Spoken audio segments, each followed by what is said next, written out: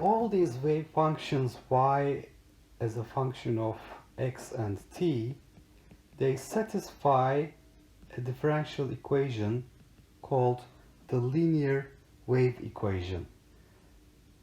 Satisfy linear wave equation. So our aim is to now find out what equation this is, and then also verify that our wave functions of the form f of x plus or minus vt satisfy this linear wave equation.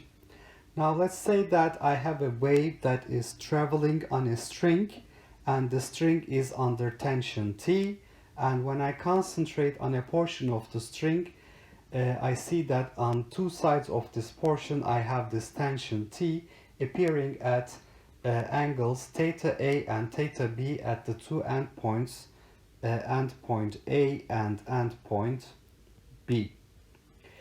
And remember, this string element is performing a simple harmonic motion if this is a sinusoidal wave traveling through the string, and therefore if I look at the force acting on the y-axis, which is the axis on which it's performing simple harmonic motion, the net force in y is going to be equal to the component of this tension and the component of this tension added together.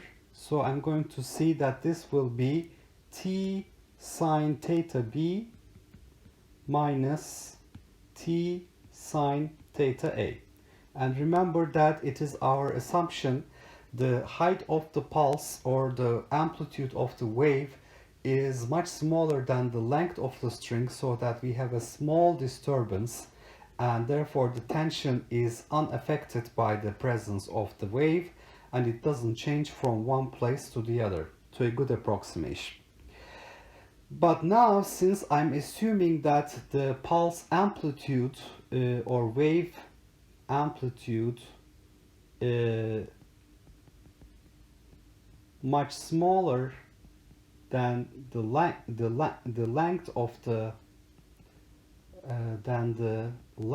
the string, I'm going to deal with small angles here. So corresponding to so if I look at the whole thing, I have a very small disturbance, and compared to the full length, and therefore all the angles that I consider here are small angles. Alright, so if it's a small angle, theta B and theta A are small, then I can say that sine theta is approximately the same as tangent theta. Why? Because tangent theta is sine theta divided by cosine theta. If theta is very small, to first approximation, cosine theta for theta roughly equals to 0, to first approximation is 1, so tangent theta is approximately the same as sine theta.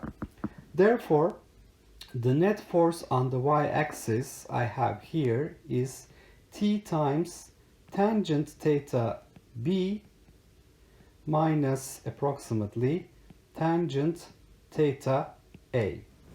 Now, tangent theta means it's the slope, right?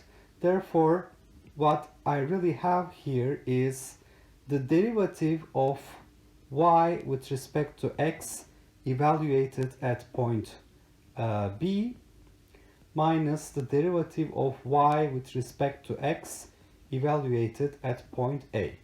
So this is going to be my net force acting on the y-axis. And on the other hand, Newton tells me, the second law, the net force on the y-axis is mass times the transverse acceleration of this string element.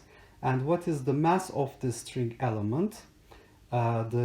It's going to have a small mass m, which will be equal to mu times delta x, its length. Mass per unit length times delta x. So I'm going to get here mu times delta x, second derivative of y with respect to t.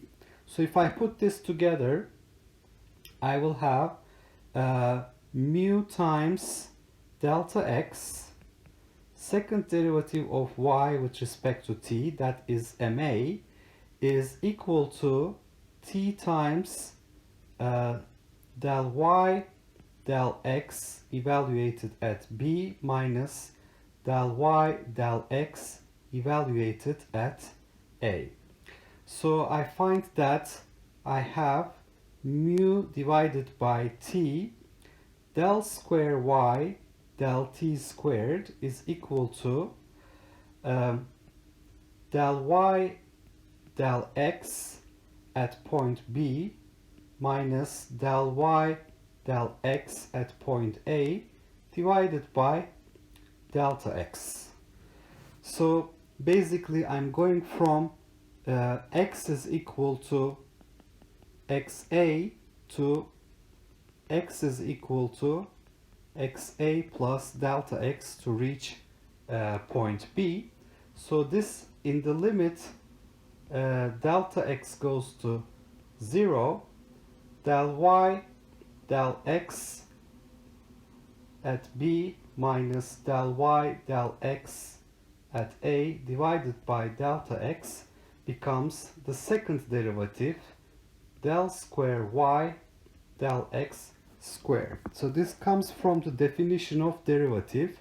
So remember, the definition of derivative is del f del x is the limit delta x goes to 0, f of x plus delta x minus f of x divided by delta x. Basically, that's the definition of the derivative I'm using here. Therefore, this equation is going to become, and before I rewrite it, I should also remember that the propagation speed of the wave is equal to square root t over mu, so that mu over t is 1 over v squared. So this is 1 over v squared del squared y del t squared is equal to del squared y del x squared. So this differential equation is the linear wave equation, and all wave functions must satisfy this differential equation. And it is our assumption, or basically we started out this discussion by saying the solutions of this will be wave functions, and they should only be in the form f of x plus or minus vt, depending on if the wave is traveling to the right or traveling to the left. So what I would like to do now is to check, prove that wave functions are of the form f of x plus or minus vt. Okay, so x plus or minus vt I'm going to call a. So this is f of a. Now let me rewrite my linear wave equation. 1 over v square del square y del t square is equal to del square y del x square. So I have to find the second derivatives with respect to time and with respect to position x. So what is the first derivative? Del f del x. By using the chain rule, this is going to be del f del a del x. So del f del a is basically f prime, and del a del x from here I can see is equal to 1. Now if I take the second derivative, del square f del x square, then I have to take the derivative of f prime with respect to a and then a with respect to x, and once again I'm going to get the second derivative f double prime multiplied with 1. So actually del f del a is ordinary derivative, df dA, because I have only one variable here, a. Now I look at the time derivative. What is del f del t? It is del f del a del t. So I look at a and try to find what is del a del t. So from here I can see that del a del t is plus or minus v.